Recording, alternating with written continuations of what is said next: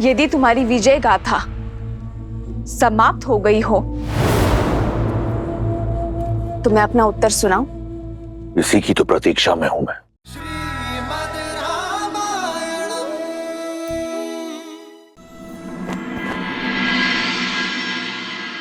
मैं जहां तुम्हें ले जा रहा हूं वो स्थान मेरे लिए पवित्र और अत्यंत प्रिय है।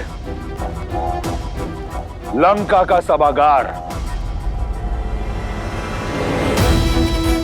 देखो, देखो इसकी भव्यता।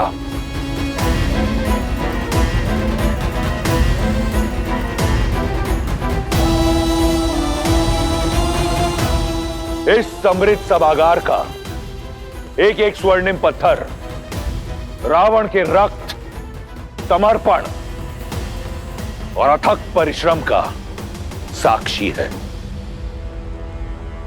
ऐसी भव्यता ना तो इंद्र के अमरावती में है, ना ही विष्णु के वैकुंठ में। ऐसा गौरव ना ब्रह्मलोक में है और ना सूर्यलोक में इतना तेज। यह है मेरा सिंहासन। यहीं बैठकर मैं 10 लोकों पर शासन करता हूं। एक बार तुम मेरी पटरानी बन जाओगी तो इस सिंहासन पर मैं तुम्हें अपने साथ स्थान दूंगा। बस एक बार मेरा प्रस्ताव स्वीकार कर लो।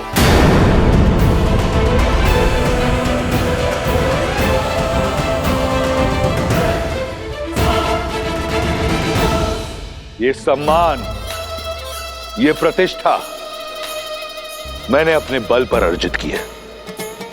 तुमने केवल 10 लोकों के स्वामी को देखा है, एक राक्ष राज को देखा है।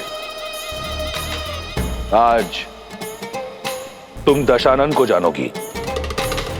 वो दशानन जिसका बचपन अभाव में बीता, जिसने एक टूटी कुटिया में जन्म लिया, अपने साहस और हठ से भव्यता का यह महासागर पाया, अपने पिता का परित्याग सहा, भूख और प्यास से बिलखते हुए अपने भाई बहनों का करुण रुदन सहा, बलशालियों का तिरस्कार सहा।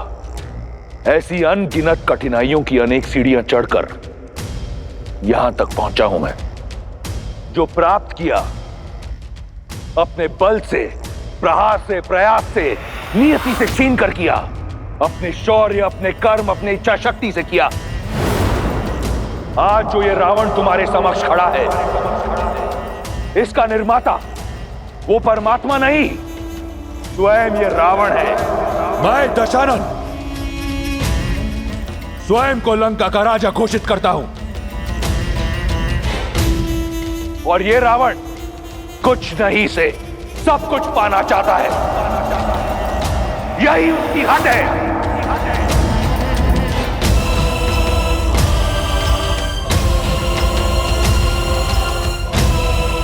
बस यही है लंकेश दशानन रावण की कथा, उसकी विजय गाथा। तुम्हारे राम की कथा क्या है? उसने क्या पाया, क्या अर्जित किया? कौन है राम? रघुवंश का कुल दीपक, राजा नेमी का पुत्र, राजमहल में जन्म लिया, सोने की थाल में रसोइयों से बना 56 भोग खाया। भाग्य ने राजकुमार बनाया उसे, परंतु उसके कर्मों ने एक तुच्छ वनवासी, जो वन के कांटों से लड़ने के लिए पादुका तक नहीं पहन सकता, जो 2 समय का भोजन नहीं ला सकता। अरे पति वो जो अपनी पत्नी की सुरक्षा कर सके, पुरुष वो जो अपनी स्त्री को श्रृंगार दे सके। क्या दिया है उस राम ने तुम्हें सीता? ऐसा क्या है कि तुम उस तुच्छ वनवासी से प्रीत लगाकर बैठी हो? ऐसा क्या है कि तुम दशानन को पाने का अवसर खो रही हो? क्या है राम मेरी तुलना में? यदि तुम्हारी विजय गाथा समाप्त हो गई हो तो मैं अपना उत्तर सुनाऊं? इसी की तो प्रतीक्षा में हूं मैं। ब्रह्मांड विजय के नाम पर इस संसार की हर वस्तु को अपने अधीन बनाने की चेष्टा में तुम ये तो भूल ही गए कि एक स्वाभिमानी स्त्री का प्रेम, उसका सम्मान, उसकी आत्मा कोई वस्तु नहीं है जिसे तुम अपने स्वर्ण की चमक धमक दिखाकर आकर्षित कर सको।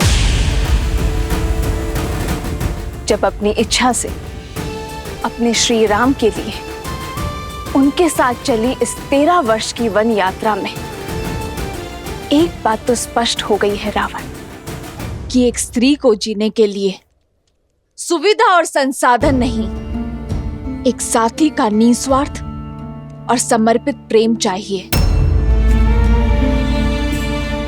इस संसार में सबसे बहुमूल्य धन है अपने साथी के साथ बिताए हुए सुख के क्षण, और जो क्षण मैंने श्री राम के साथ बिताए हैं उससे अधिक मूल्यवान तो तुम्हारी इस संपूर्ण लंका के स्वर्ण भी नहीं है। सीता की समृद्धि, श्री राम का प्रेम, उनका साथ है।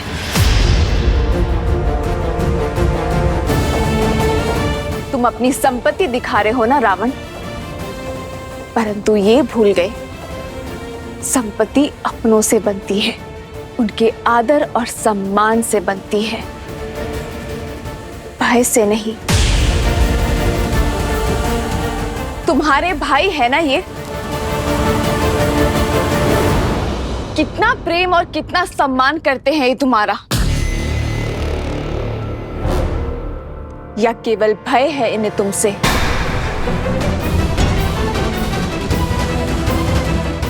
यदि भय ना होता तो तुम्हें भी भरत और लक्ष्मण भैया जैसे भाई होते।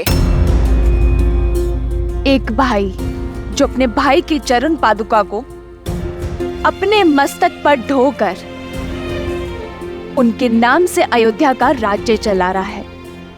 एक भाई जिसने अपने पत्नी, परिवार, सुख सुविधा को छोड़कर अपने भाई की ढाल बनकर उनके साथ वन में खड़ा है। वो प्रजा जो 14 वर्षों से प्रतीक्षा कर रही है कि कब राम नाम का सूर्य आएगा और कब उनके घर में दीपक जलेंगे।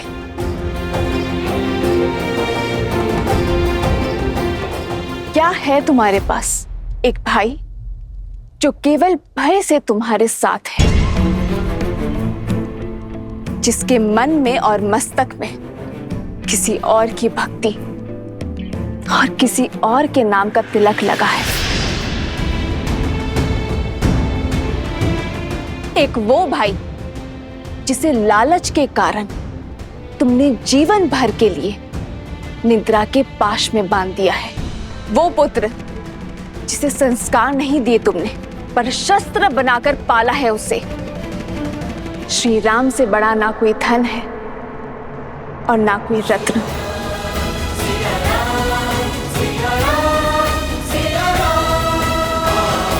जिस सीता को श्री राम ने अपने हृदय के सिंहासन पर बिठाया हो, उसे तुम इस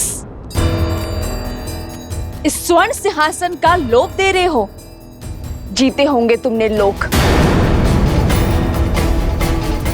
किंतु मेरे श्री राम ने अयोध्या से निकलकर इतने हृदय जीते हैं कि यदि तुम गिनने बैठोगे ना तो तुम्हारा ये जीवन कम पड़ जाएगा।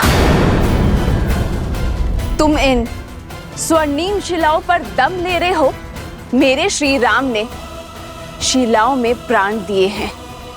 प्रेम वो धागा है, वो बंधन है जो हर लोभ, हर लालसा से परे है।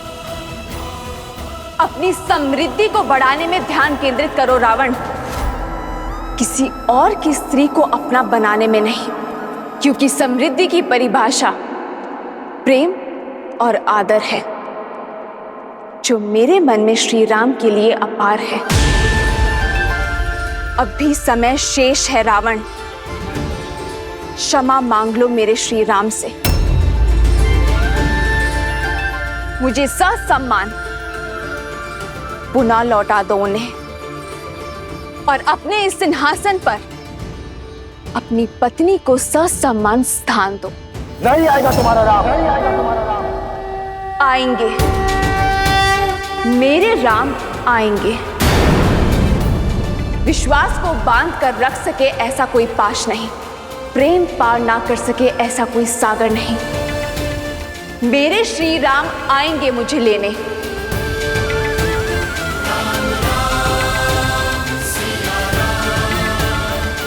मेरा विचार है हमारा संवाद समाप्त हुआ। अब मैं वाटिका में जाके अपनी समृद्धि का आनंद लेना चाहती हूँ। अपने श्री राम के साथ बिताए हर क्षण को स्मरण करने जा रही हूँ।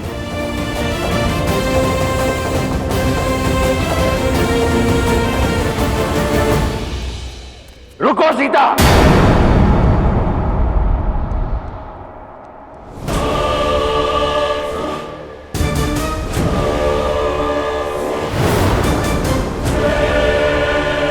मेरे प्रेम को मेरी दुर्बलता समझने की भूल मत करना।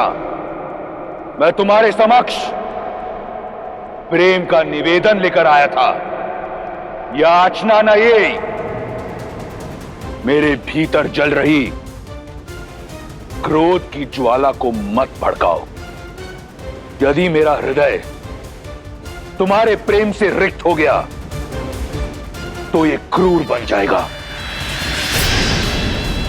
यदि मैं तुम्हारा प्रेम ना पा सका तो ये समस्त संसार रावण के नाम मात्र से भयभीत होगा। मेरे भीतर सो रहे राक्षस को मत जगाओ।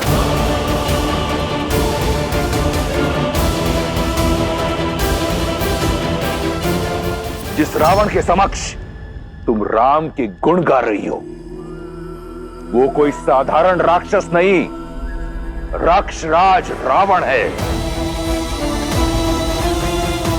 यदि मैं चाहूं तो इसी क्षण तुम्हारे राम का वध करके तुम्हारे मस्तक से यह सिंदूर मिटा सकता हूं, तुम्हारी गरिमा को कटोट सकता हूं, तुम्हारे सम्मान को रौंद सकता हूं। यह केवल मेरा प्रेम है जिसने मुझे रोका हुआ है। आने दो तुम्हारे राम को, मेरा सागर डुबा देगा उसे। स्मृतियां सजाना चाहती हो ना? जाओ, जाकर सजाओ,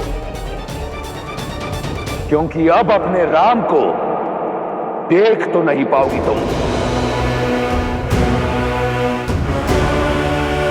विभीषण, इससे पहले कि मैं इसका अध्याय यहीं समाप्त कर दूं, ले जाओ इसे। लंका में तुम्हारे इस भाई का समय समाप्त होते हुए देख सकती हूं मैं। और जब छत गिरती है ना तो दीवारें भी नहीं बचती विभीषण जी। विभीषण, विभीषण!